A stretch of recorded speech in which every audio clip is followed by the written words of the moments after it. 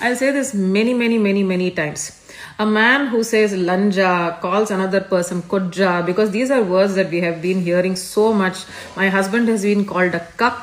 And all of these, even words, I think Telugu, boothulu, that I really don't understand, but nenu ipudu vini, lanja ani, ఈ Telugu social మీడియాలో నన్ను చెప్పి అని that doesn't make any difference to me.